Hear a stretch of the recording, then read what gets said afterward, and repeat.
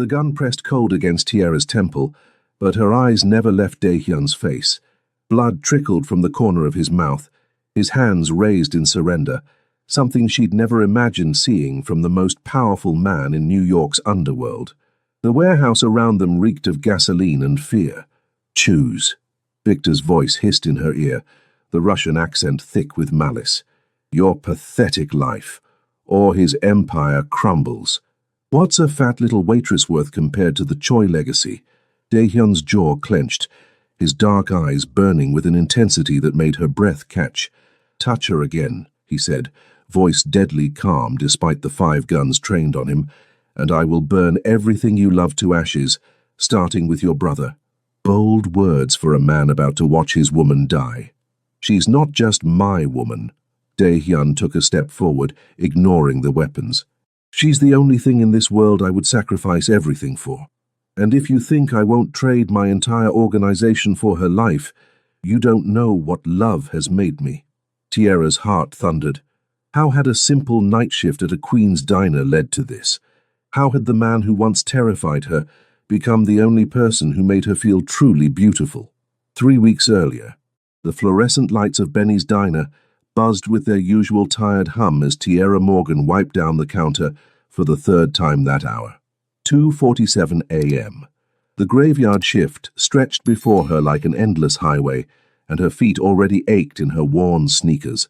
She caught her reflection in the chrome napkin dispenser, dark brown skin gleaming with the sheen of exertion, her natural hair pulled back in a simple bun, curves stretching the fabric of her uniform in ways that made her want to hide behind the counter.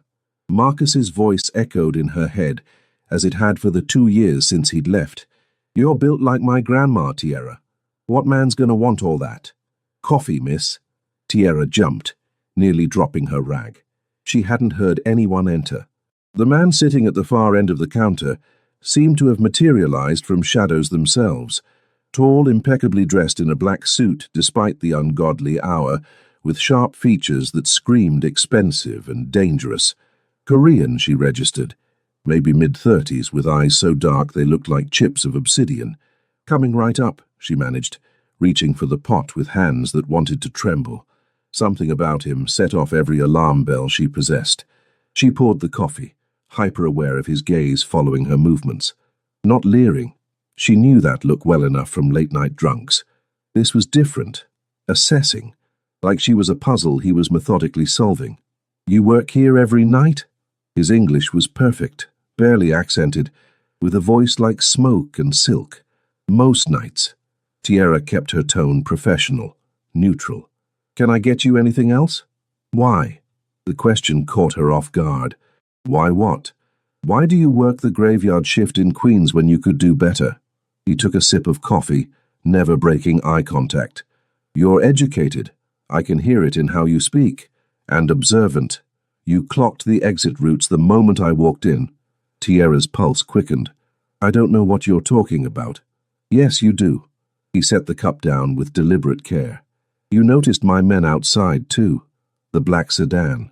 You're smart enough to be afraid, but you're serving me coffee anyway. That's either courage or desperation. Look, Mr. Dae-hyun, Choi Dae-hyun." The name meant nothing to her, but the way he said it suggested it should. "Mr. Choi, I'm just trying to work my shift. If you're not ordering food, I'm ordering answers." He leaned forward slightly, and Tiara fought the urge to step back. 3 weeks ago, you witnessed something in the alley behind this diner. A transaction that went badly. Men were hurt. Tiara's blood ran cold. She tried so hard to forget that night. The shouting in Korean and Russian, the gunshot that had sent her diving behind the dumpster, the blood she'd seen pooling on the concrete when she'd finally dared to peek. "I didn't see anything," she whispered. "The men who did that deal believe otherwise. They think you saw faces, heard names." Dae-hyun's expression didn't change, but something flickered in his eyes. "They're going to come looking for you, Miss Morgan. And when they do, you'll wish you'd been smart enough to accept protection when it was offered." "Protection? From who?" "You." Tiara's fear morphed into anger, the same anger that had gotten her through Marcus's betrayal and her grandmother's death and every cruel word ever thrown at her body. "I don't know who you are or what you want, but I'm not interested in whatever game you're playing. This isn't a game." He stood, and Tierra realized he was easily 6 feet tall, broad-shouldered beneath that expensive suit. The Russians who did that deal are animals. They leave no witnesses, and they take their time about it, especially with women. Then why haven't they come for me already? Because I made sure they didn't know your name yet. Dae-hyun pulled out a card, setting it on the counter. Mate black with silver lettering. When they figure it out, and they will, call that number. Day or night. "And if I don't? Then I'll attend your funeral." He placed $200 bills next to the card, for the coffee and the conversation. He walked toward the door, his men materializing from the shadows to flank him. Tierra found her voice as his hand touched the handle. "Why warn me at all?" Dae-hyun paused, glancing back over his shoulder. For just a moment, something human flickered across his features. "Because you gave bread to the homeless man outside last week. Used your own money when you thought no one was watching. And because," he seemed to choose his words carefully, "the world has enough cruelty. It doesn't need one more light snuffed out." Then he was gone, leaving Tierra alone with racing thoughts and a business card that felt like it weighed 1,000 pounds. She should throw it away, should call the police, should quit this job and move somewhere far from New York's underworld. Instead, she slipped the card into her apron pocket, right next to her grandmother's rosary. 3 hours later, as dawn broke over Queens, Tierra walked to her apartment with exhaustion dragging at her bones. The card burned against her hip, a constant reminder of dark eyes and dangerous promises. She didn't notice the black sedan that followed her home, didn't see the Russian with the scar photographing her building from across the street, didn't hear the phone call that sealed her fate. But Dae-hyun did. In his penthouse overlooking Manhattan, he watched the surveillance feed with growing fury. "Sir," his second-in-command, Junho, spoke quietly. "The Russians have her address. Increase protection detail. I want eyes on her 24/7. She's nobody to us. A witness who saw nothing useful. Why risk? Because she's mine." The words came out before Dae-hyun could stop them, surprising even himself. Junho's eyebrows rose. "Sir?" Dae-hyun stared at the screen at Tierra's face as she climbed the stairs to her apartment, exhaustion and strength written in equal measure across her features. Something had shifted in his chest the moment she'd looked him in the eye with fear, but no submission. When she'd served him coffee with hands that trembled but never spilled, he'd spent 15 years building an empire on violence and fear, had become exactly what his father wanted, a weapon in human form, sharp and merciless. He'd forgotten what it felt like to want to protect rather than possess, until a curvy waitress with tired eyes reminded him he'd once been capable of something other than destruction. "Just do it," he said quietly, "and find out everything about Tierra Morgan. Everything." Tierra's alarm screamed at 6 p.m., dragging her from dreams of dark eyes and darker warnings.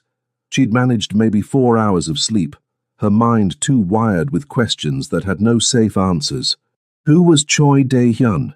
What had she really seen that night? And why did a man who radiated danger look at her like she mattered? Her phone buzzed. Unknown number. Don't go to work tonight. CDH. Tierra's jaw tightened. The hell she wouldn't. She had rent due, electricity bills piling up, and the last of her grandmother's medical debt still hanging over her head like a guillotine. Some mysterious crime lord didn't get to dictate her life. She texted back, "I don't take orders from strangers." The response came immediately. "You will when those strangers are trying to keep you alive. I can take care of myself. I'm sure you believe that." A pause then. "The diner burned down 3 hours ago. Gasoline and an accelerant. Professional job. You would have been inside." Tierra's hands went numb. She pulled up the news on her laptop, and there it was. Benny's Diner, the place she'd worked for 3 years, reduced to a smoking shell. The article said it happened around 4 a.m., right when she'd normally be alone doing prep work. Her phone rang. Same unknown number. She answered with shaking hands. "Now do I have your attention?" Dae-hyun's voice was infuriatingly calm. "They tried to kill me." Her voice came out smaller than she wanted. They tried to eliminate a potential witness. There's a difference. She heard the sound of a car door closing, traffic in the background. Pack a bag. Essentials only. You have 15 minutes. I'm not going anywhere with you. Then the next fire will be your apartment building, with you and 43 other residents inside. The Russians don't care about collateral damage. Tierra's stomach churned. You can't know that. I intercepted their communications 20 minutes ago. Why do you think I'm calling? His tone softened slightly. Tierra, I understand you don't trust me. You shouldn't. But right now I'm the only thing standing between you and a very painful death. So pack your bag, and when the black sedan pulls up in 12 minutes, get in it. And then what? You keep me prisoner? I keep you alive. A pause. There's a difference. The line went dead. Tierra stood frozen in her tiny studio apartment, mind racing. Every instinct screamed, this was insane. You didn't get in cars with men like Choi Dae-hyun. You didn't let yourself become indebted to people who operated outside the law, but you also didn't burn to death, because pride mattered more than survival. She packed. 12 minutes later, a black sedan pulled up outside her building, the same one from last night. Tierra climbed in before she could change her mind, clutching her duffel bag like a life preserver. The driver didn't speak, just pulled smoothly into traffic. They drove through Queens into Manhattan, the city transforming around them from working-class neighborhoods to gleaming towers of glass and steel. Tierra pressed her face to the window, watching her world literally disappear behind her. They pulled into an underground garage beneath a building that screamed money. The driver opened her door with practiced efficiency. This way, Miss Morgan. The elevator was all mirrors and chrome, rising so fast her ears popped. The doors opened directly into a penthouse that belonged in a magazine, floor-to-ceiling windows overlooking the Manhattan skyline, furniture that probably cost more than her yearly salary, art on the walls that might be originals. Dae-hyun stood by the windows, hands in his pockets, still wearing that impeccable suit. He turned as she entered, and Tierra was struck again by how he moved, like violence contained in elegant packaging. Welcome, he said simply. To my prison? Tierra set down her bag, lifting her chin. Let's not pretend this is anything else. To your protection, he gestured to the space. The guest suite is through that door. You'll find everything you need. My housekeeper stocked it based on your sizes. Tierra's eyes narrowed. How do you know my sizes? I know everything about you, he said it matter-of-factly, without malice. Tierra Isabella Morgan, 28 years old. Raised by your grandmother Maria Santos after your mother died of breast cancer when you were 12. Graduated from Queen's College with a degree in social work, but couldn't find work that paid enough.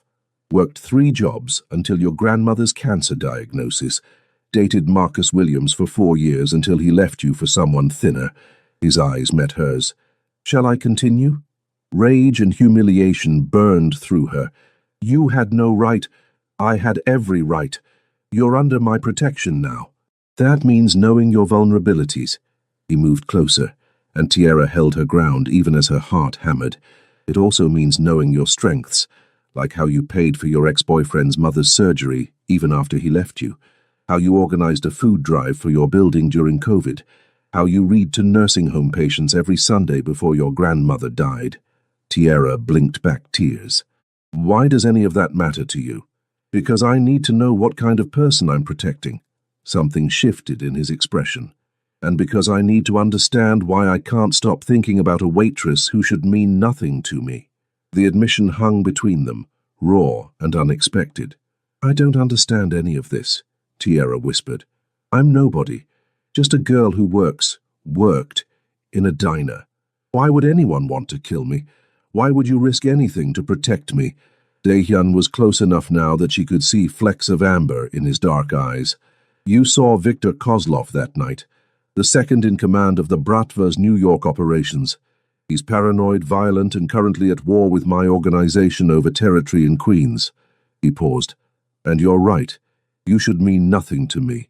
But when I sat in that diner and watched you carry the weight of the world on your shoulders, while still managing kindness, his hand lifted, stopping just short of her face. I haven't felt anything in 15 years, Tierra. Not fear, not joy, not even anger. Just cold calculation. Until you. That's not protection, Tierra breathed. That's possession. Maybe. His hand dropped. But possession keeps you breathing. Nobility gets you dead. He stepped back, and Tierra felt the absence of his proximity like a physical thing. The rules are simple, Daehyun continued, his voice returning to business. You don't leave without security. You don't contact anyone from your old life. And you do exactly what I tell you when I tell you to do it. So I'm a prisoner. You're alive. In a few weeks, when Victor is dealt with, you can return to your life. Until then, this is the cost of survival. Tierra wanted to scream, to run, to wake up from this nightmare. Instead, she asked, "And what do you get out of this?" His smile was sharp and humorless, the satisfaction of denying Victor Kozlov what he wants, and he seemed to struggle with the words. The chance to prove to myself I'm still capable of protecting something, instead of just destroying it. Before she could respond, his phone buzzed. He glanced at it, his expression hardening.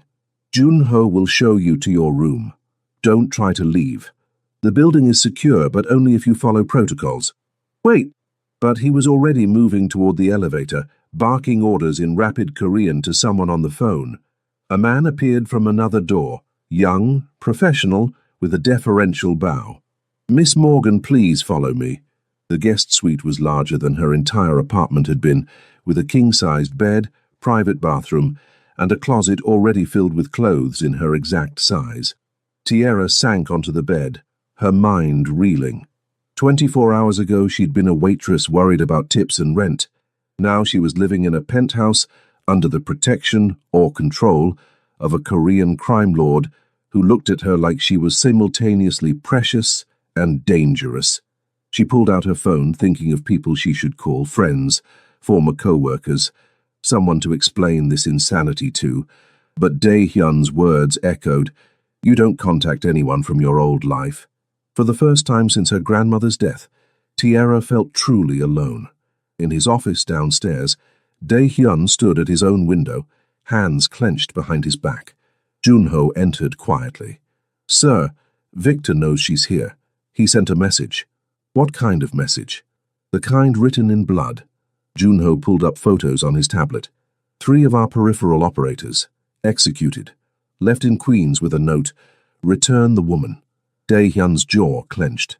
"Double the security, lock down protocols, and get me everything on Victor's recent movements." "Sir," Junho hesitated. "Why her? She's not worth a war." "She is to me." The words came out harder than intended, and that makes her worth everything. 3 days in a gilded cage taught Tierra that luxury was just another word for suffocation. She had everything: gourmet meals prepared by a private chef, clothes that actually fit her curves instead of just containing them, access to every streaming service imaginable. What she didn't have was freedom, or answers.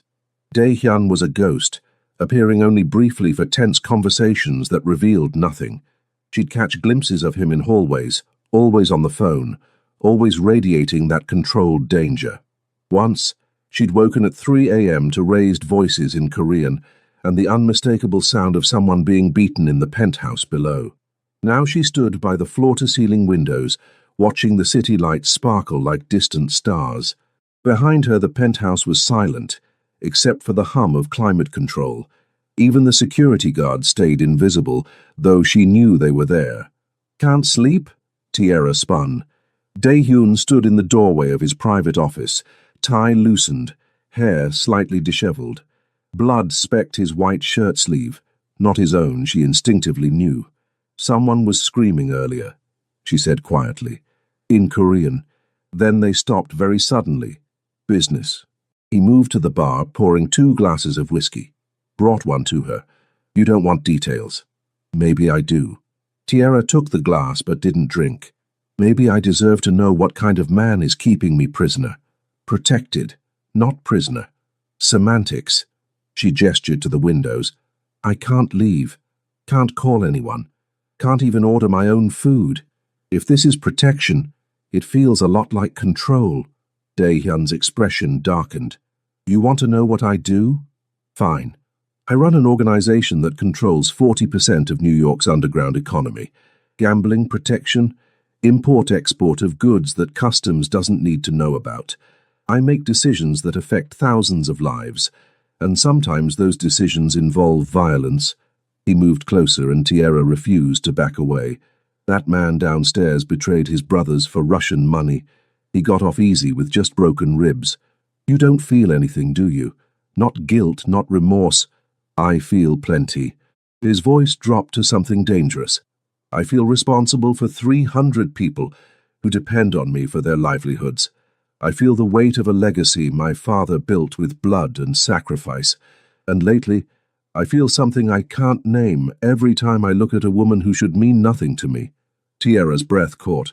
Don't what? Don't look at me like that. Like I'm something other than an inconvenience you're stuck with. You think that's what you are? Dae-hyun laughed, but there was no humor in it. Tierra, keeping you here has cost me 2 safe houses, 7 men, and a territory deal worth millions. Victor is burning my operations to the ground trying to get to you. You're the most expensive inconvenience I've ever had. Then let me go. I can't. The admission seemed torn from him. I've tried to convince myself you're not worth it, that I should just hand you over, make peace with Victor, cut my losses.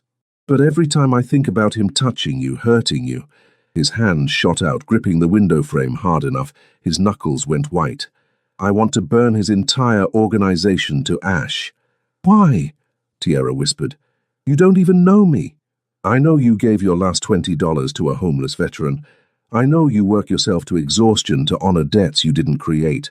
I know you've been told you're not enough your entire life, and you still choose kindness over bitterness. His eyes found hers. I know that in a world that taught me love is weakness, you make me want to be weak. Tierra's heart hammered. Dae-hyun. Her phone rang, the one Junho had given her for emergencies only. They both stared at it. Don't answer, Dae-hyun said sharply, but Tierra was already swiping. Hello? Miss Morgan. The voice was Russian-accented, smooth as oil. My name is Victor Kozlov. I believe you have something I need. Dae-hyun was across the room in 2 strides, grabbing the phone and putting it on speaker. His face had gone carved from ice. How did you get this number? Ah, Choi. Good. Saves me a second call. Victor's laugh was unpleasant. Your security is impressive, but not perfect. I know where she is. I know she's wearing blue pajamas. I know she's standing by the north window. A pause. I can see her right now. Tierra stepped back from the window, blood draining from her face. Dae-hyun pulled her against him, shielding her body with his own. Touch her and You'll what? Start a war you can't win? I have 3 times your numbers, Choi, and allies you don't know about. Victor's tone turned contemplative. But I'm not unreasonable. A trade. The woman for peace. Everyone walks away.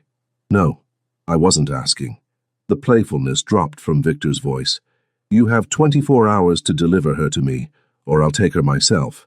And when I do, I'll make sure you watch what I do to her before I kill you both. The line went dead. Dae-hyun was already moving, barking orders in Korean. Security guards materialized, checking windows, locking down systems. Junho burst in, tablet in hand, face pale. So we have a breach. One of the cleaning staff. She was compromised, FSB trained. She planted cameras. Find her, and anyone she contacted. I want them breathing enough to talk, nothing more. Dae-hyun turned to Tierra, his hands gripping her shoulders. Pack now, we're moving you. Where? Somewhere even I won't know until we're there. His eyes burned with intensity. This is my fault. I should have moved you immediately, should have anticipated. Stop. Tierra placed her hands over his, feeling the tremor he was trying to hide. This isn't your fault. I saw something I shouldn't have. That's not on you. Everything about you is on me now. His hand cupped her face, thumb brushing her cheekbone. I won't let him have you, even if I have to destroy everything I've built to keep you safe. That's crazy. I know. His forehead pressed against hers. I know it's insane. I've known you for 72 hours. You should be nothing to me, but Tierra, his voice dropped to a whisper. You're everything. Before she could respond, Alarms shrieked through the penthouse. "We're breached," Junho shouted. "Basement level, 4 hostiles, no 6. An explosion rocked the building. Glass shattered. Tierra found herself shoved behind Dae-hyun as he produced a gun from somewhere, his body between her and danger. "Get her to the panic room," he ordered. "Now!" Hands grabbed Tierra, pulling her toward a hidden door. She fought, reaching for Dae-hyun. "No, I'm not leaving you. You don't have a choice." His eyes met hers one last time, and she saw something there that made her chest ache. "If I don't walk out of this, Junho will get you somewhere safe. Trust him." "Dae-hyun." The door slammed shut. Steel. Bulletproof. Soundproof. Tierra pressed against it, screaming his name as gunfire erupted on the other side. The panic room was 6 by 8 feet of reinforced steel, stocked with supplies for a siege. Tierra paced it like a caged animal, her mind filled with images of Dae-hyun bleeding, dying, gone. The silence was worse than the gunfire had been. At least noise meant he was still fighting. Junho sat by the door, his weapon drawn, face professionally blank, but his jaw was tight, and he kept checking his watch. "How long has it been?" Tierra asked. 17 minutes. "Shouldn't we hear something?" "Panic room is soundproof. It's designed to—" He cut off as his phone buzzed. Read the message. Went pale. "What? What is it?" "Victor's men breached the penthouse. 8 of them. They—" He swallowed hard. "They have Dae-hyun." Tierra's world tilted. "Is he alive?" "For now. They're using him as bait, demanding we open this door and hand you over, or they'll execute him on camera." "Then open it." "Absolutely not. My orders are to keep you safe no matter—" "I don't care about orders." Tierra grabbed Junho's arm. "He's dying because of me. I won't let that happen. Miss Morgan, if we open this door, they'll kill you both. Dae-hyun sacrificed everything to protect you. Don't make it meaningless. It's meaningless if he dies." Tears streamed down her face. "You don't understand. I spent my whole life believing I wasn't worth protecting, that I was too much, too big, too loud, too needy. And then this man, this dangerous, impossible man, decided I was worth burning his empire for. How do I live with that? How do I survive knowing he died so I could?" Junho's expression softened. "He cares about you, more than I've ever seen him care about anything. That's why we can't—" The lights cut out. Emergency reds flickered on. An alarm, different from before, began wailing. "What's that?" Tierra whispered. Junho checked his phone, then smiled grimly. "That's the cavalry." The door unlocked with a heavy clunk. Junho moved first, weapon raised. The penthouse beyond was a war zone. Shattered glass, bullet holes, blood on marble floors. Bodies in black tactical gear lay motionless. And in the center, surrounded by men in suits that screamed Choi Organization, was Dae-hyun, alive. Blood matted his hair. His lip was split. His suit was torn and stained. But he was standing, gun in hand, staring down at a man on his knees. Victor Kozlov, zip-tied and beaten. Tierra's legs moved before her brain caught up. She ran across the debris-strewn floor and threw herself at Dae-hyun. His arms came around her instantly, crushing her against his chest. "You're alive," she sobbed into his shirt. They said—" "I'm fine." His voice was hoarse. "It was a trap. We let them think they had me to draw them all in." His hand cradled the back of her head. "I'm sorry. I'm so sorry. You had to think. Don't ever do that again." She pulled back enough to see his face, her hands framing it despite the blood. "Don't you dare sacrifice yourself for me. I'd do it 1,000 times. His thumb brushed away her tears. "Tierra, in 72 hours you've become the reason I breathe. I would burn the world. No more burning." She pressed her forehead to his. "No more sacrifices. We survive together, or not at all." Something broke in his expression. "You can't mean that. You can't possibly—" "I can and I do." The truth crystallized as she said it. "I don't know when it happened. Maybe when you looked at me like I mattered. Maybe when you risked everything to keep me safe. But Dae-hyun, A wet, rasping laugh interrupted them. Victor, blood dripping from his mouth, grinned up at them. "How touching." The crime lord and his fat little whore, a romance for the ages. Dae-hyun's gun was at Victor's head before Tierra could blink. Wait. Tierra's hand covered his. Don't. He tried to kill you. I know. But you're not a murderer.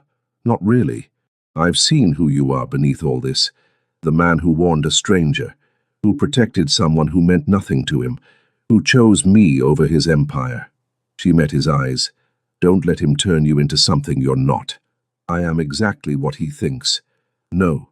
You're the man who reads classical poetry at 3 a.m., who pays for his employees' children's educations, who cried at your father's grave when you thought no one was watching. She smiled through tears. Junho told me. You're not a monster, Dae-hyun. You're just scared of being human. For a long moment he stood frozen. Then slowly, impossibly, he lowered the gun. Take him to the authorities, he told Junho. Let him rot in a cell instead of dying clean. Sir, that's not how we— It is now. Dae-hyun pulled Tierra closer. New rules, starting today. As his men dragged Victor away, the Russian's voice echoed back. You'll regret this weakness, Choi. Love makes you soft. It makes you— The elevator doors cut him off. Silence fell over the destroyed penthouse. Dae-hyun and Tierra stood in the wreckage, holding each other like lifelines. He's right, Dae-hyun said quietly.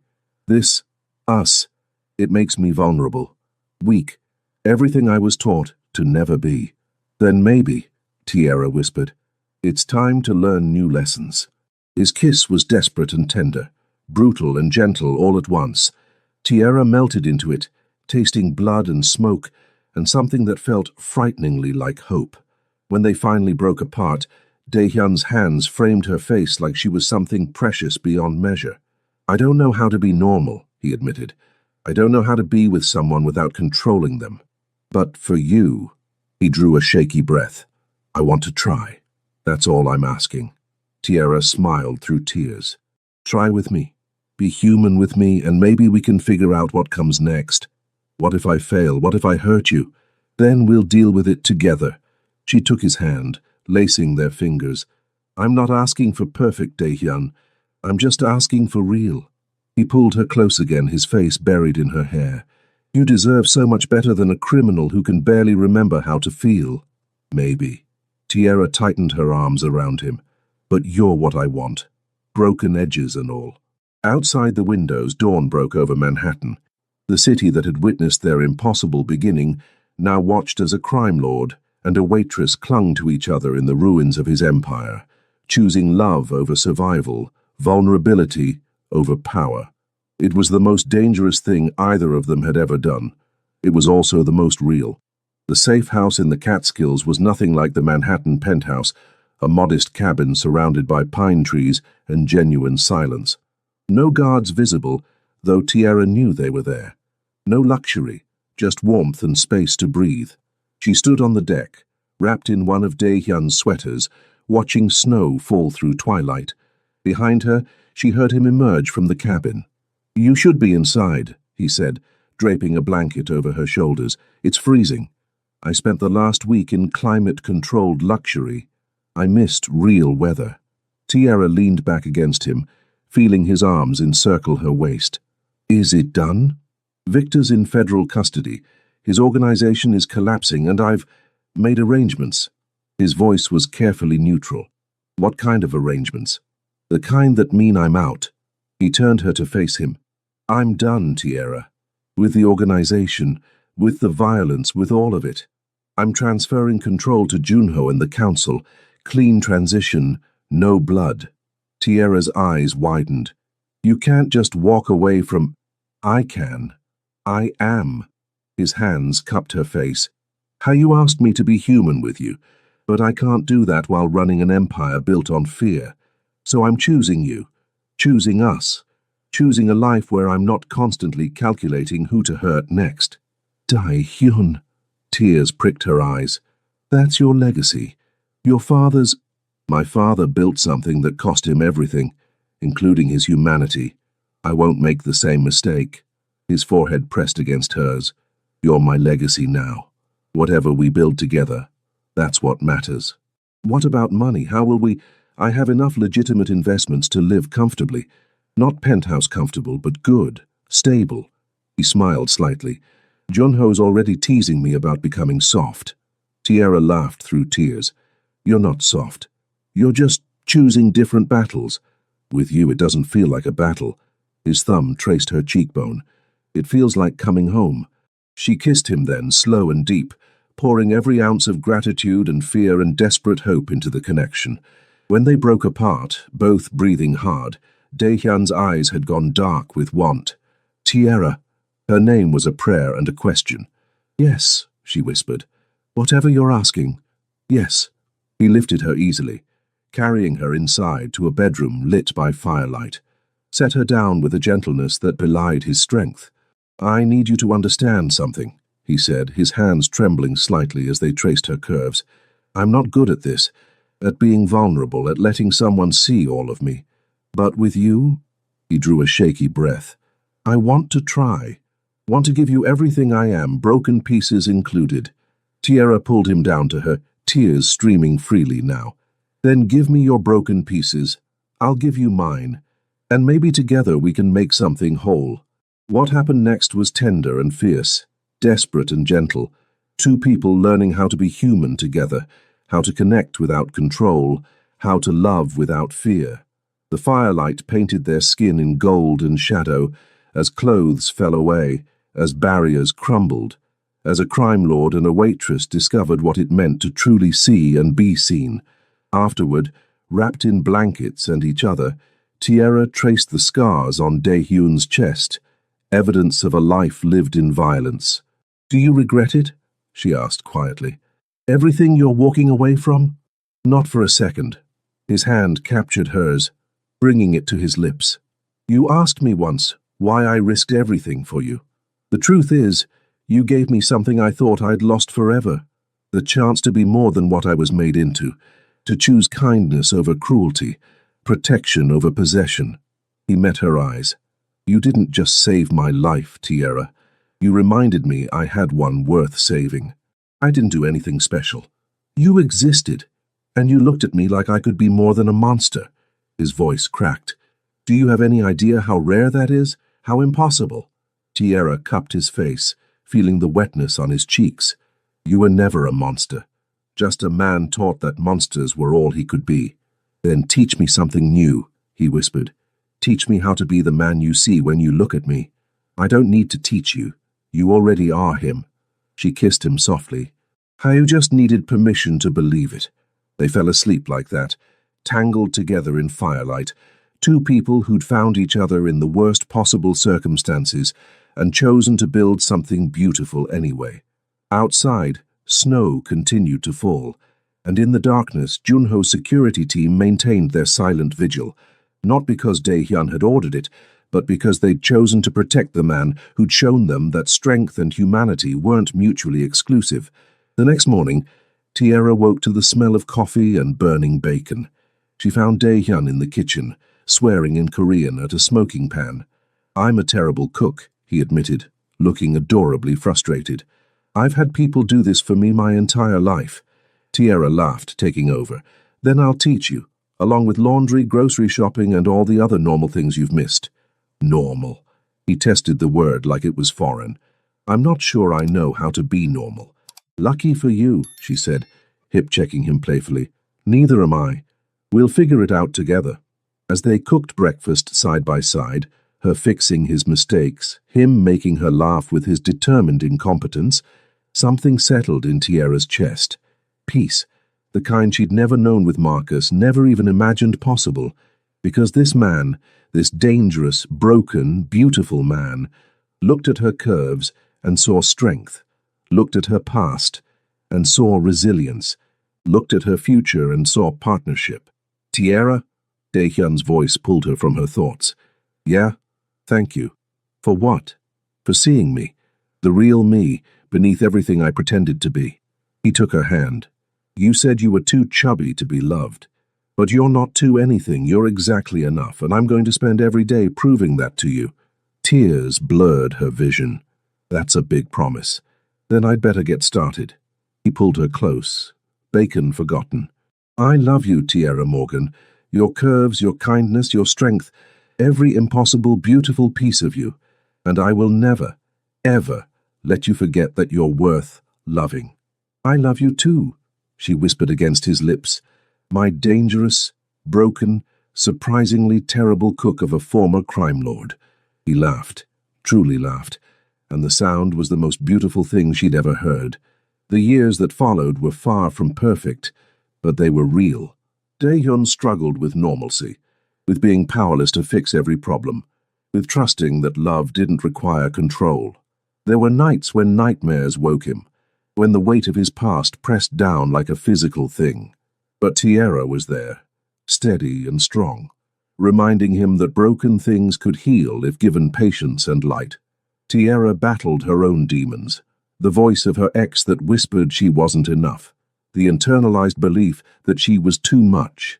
But Dae-hyun was there, worshipping her body with touch and words, proving that her curves were beautiful, that her strength was sexy, that she was exactly what he needed.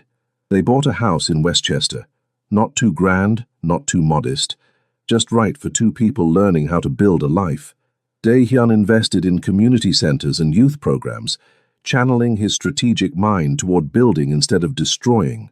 Tierra finished her social work degree and opened a practice helping people trapped in circumstances beyond their control, domestic violence survivors, at-risk youth, families drowning in debt. They worked with couples therapists to navigate the unique challenges of their relationship, the trauma, the trust issues, the different worlds they'd come from. Some days were harder than others. Some arguments revealed wounds that hadn't fully healed, but they chose each other. Every single day they chose each other. Years after that night in the cabin, Tierra stood in their kitchen, bigger than her old apartment, filled with the clutter of actual living, cooking dinner while Dae-hyun attempted to help without burning anything. You're still terrible at this, she teased, rescuing a pot before it boiled over. I have many skills, he said with mock dignity. Cooking just isn't one of them. What skills? She laughed. Besides looking brooding and making me coffee exactly how I like it. He pulled her close, hands settling on her hips. I'm excellent at loving you. That's a skill that matters. Smooth talker. But she melted into him anyway, because it was true. He'd spent years learning the language of her body, her heart, her needs, became fluent in the ways she showed love, through service, through food, through steadfast presence. There's something I want to talk about, Dae-hyun said quietly. Tierra tensed. That sounds ominous. Not ominous, just big. He turned her to face him. I want to make this official, permanent. I want... He pulled a small box from his pocket, and Tierra's breath caught. I want to marry you, Tierra Morgan. Not because I need to possess you or control you, but because I want the world to know you chose me. You looked at a broken criminal and decided he was worth redemption. And I want to spend the rest of my life proving that faith wasn't misplaced. The ring was simple, a single diamond, elegant and understated. Nothing like the flashy wealth of his old life. Perfect. Yes, Tierra whispered, then louder. Yes, 1,000 times yes. He slid the ring on her finger with shaking hands, then kissed her like she was air and he was drowning. When they finally broke apart, both laughing and crying, Tierra held up her hand to watch the diamond catch the light. Who would have thought? She said softly. A waitress and a crime lord. A social worker and a reformed philanthropist. Dae-hyun corrected with a smile. We're writing a new story now. I like our new story better. Me too. He pulled her close again, swaying slightly to music only they could hear. Though I do miss your uniform sometimes. That diner dress did things to me. Tierra laughed, swatting his chest. You're impossible. I'm yours. He said it simply, like it was the most fundamental truth in the universe. Completely, irrevocably, impossibly yours. And as they stood in their kitchen, dinner forgotten, future uncertain, but faced together, Tierra Morgan understood something profound. She'd spent her whole life believing she was too much, or not enough, but standing in the arms of a man who'd literally torn apart his empire to keep her safe, who chose her softness over his hardness every single day, who looked at her like she hung the moon and stars. She was exactly right. Exactly enough. Exactly, perfectly herself. And that was more than enough for both of them.